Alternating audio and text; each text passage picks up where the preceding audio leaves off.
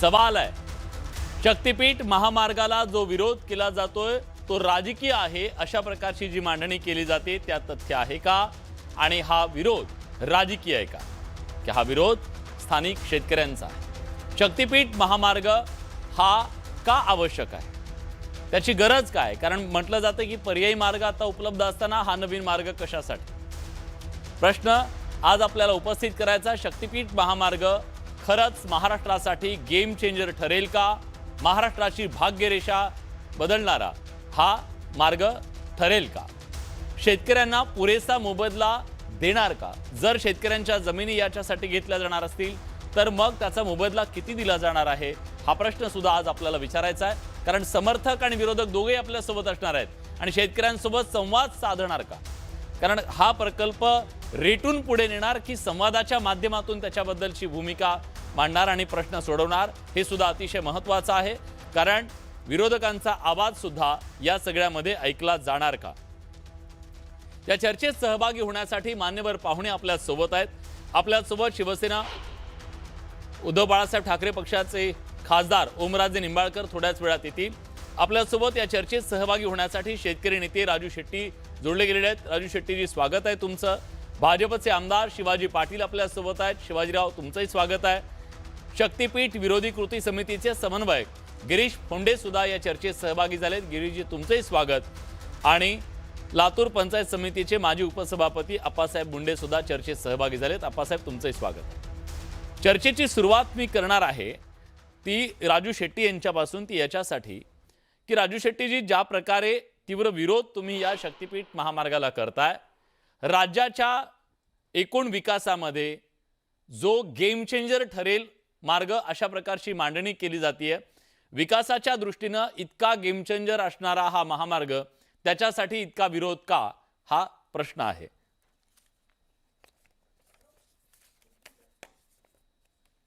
Hello, हा, येतोय माझा प्रश्न तुमच्यापर्यंत पोहोचला?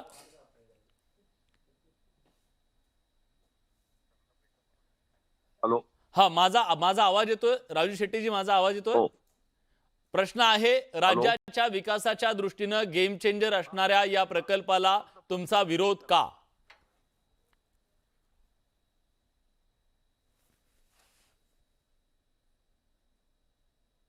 आमचा विरोध असायचं कारण आम्ही काही आमच्यावर आरोप होतो तसं विकास विरोधी नाही. बोला बोला, सरळ बोला, येतोय तुमचा आवाज.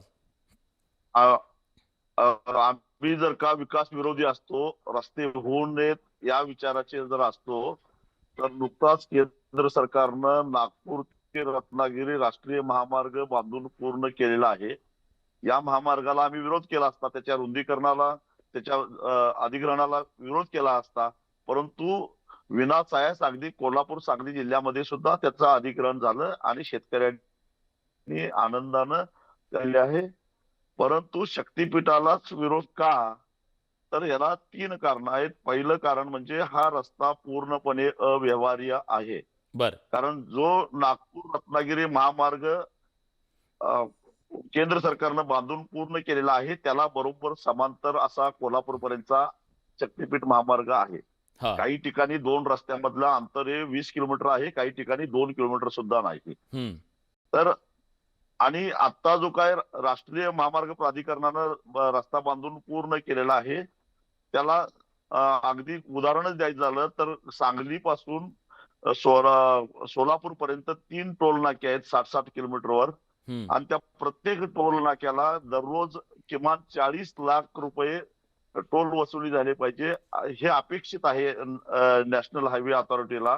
परंतु प्रत्यक्षात तिथं 9 ते 10 लाख रुपये इतकाच टोल वसूल होतो एका टोलवर. म्हणजे तो रस्ता क्षमतेच्या केवळ 40%, 25%च वापरला जातो. असा असताना त्या रस्त्याच्या समांतर दुसरा रस्ता राज्य सरकारनं करणं शहाणपणाचं आहे का? कारण आहे तोच नीट वापरला जात नाही आणि करायचाच होता.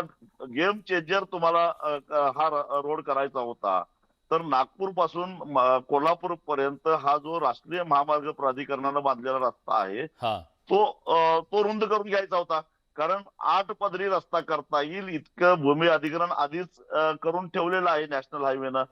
मग तुम्हाला शेतकऱ्यांच्याकडे ज्यादा जमीन मागायची गरज नव्हती, कारण या शक्तीपीठ महामार्गाला 27,000 एकर जमीन जाणार आहे. त्याच्यातली जवळपास 80% जमीन ही बागायती आहे.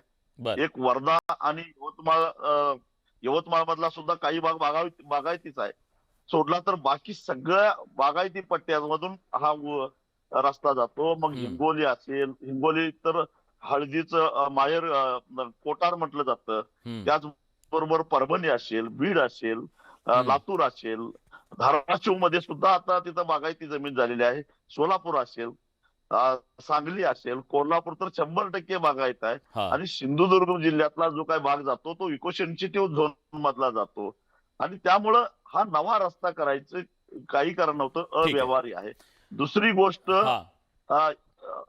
3 कारणं आहेत त्याला विरोध करायला, 3 कारणं आहेत.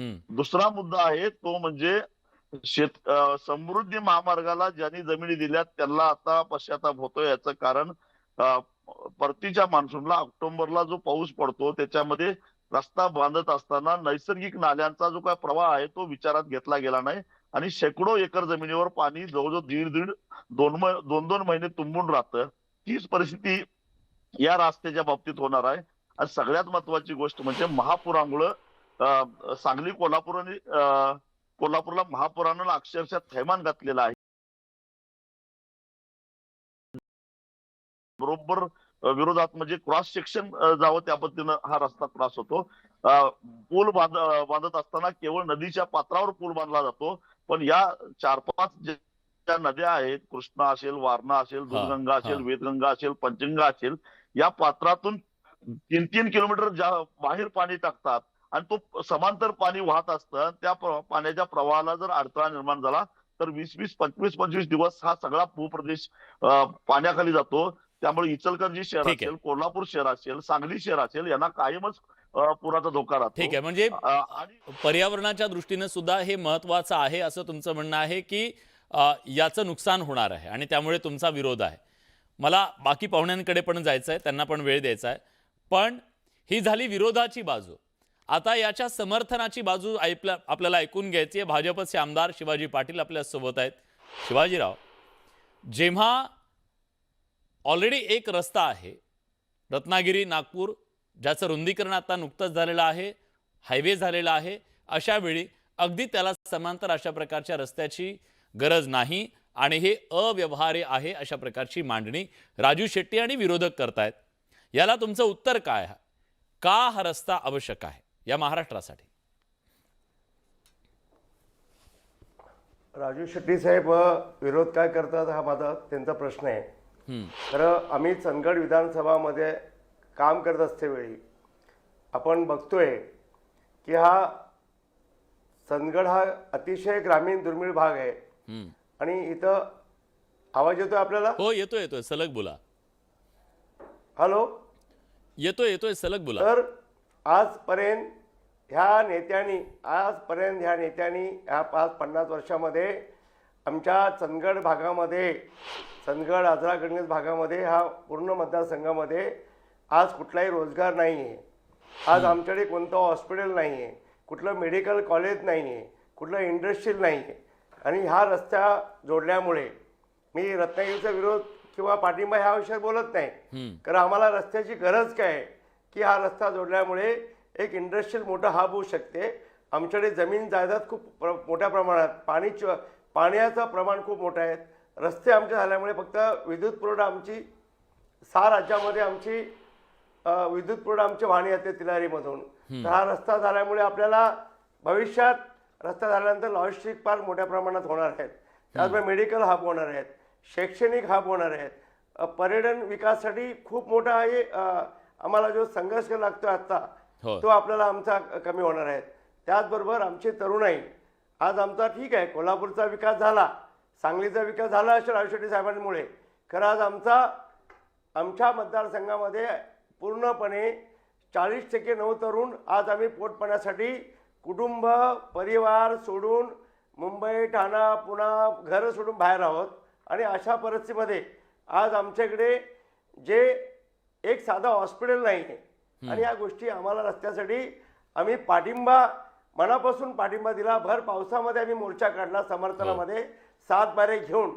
आणि आत्ता मी सांगतो की हा शेतकऱ्यांचा जो विरोध दाखवतात आहे, तर मी तुम्हाला प्रामाणिक सांगतो, हे आत्ताचं अधिवेशन झाल्यानंतर आणि येणाऱ्या प्रत्येक आम्ही 1 आठवड्यामध्ये ज्या समर्थनात ज्या आमच्या शेतकऱ्या बांधवांच्या आमच्या फोन येतात आणि पाठिंब्याचे पत्र येतात की भाऊ तुम्ही जे चंदगड विधानसभेमधून जो पाठिंबा दिलात, समर्थनात मोर्चा काढलात, त्या धर्तीवर आमचा पण पाठिंबा आहे. आम्हाला रोजगार हवेत, आम्हाला शैक्षणिक म्हणजे आम्हाला आमच्याकडे 9 तरुण आज कट्ट्यावरती बसून हे करतात आहेत.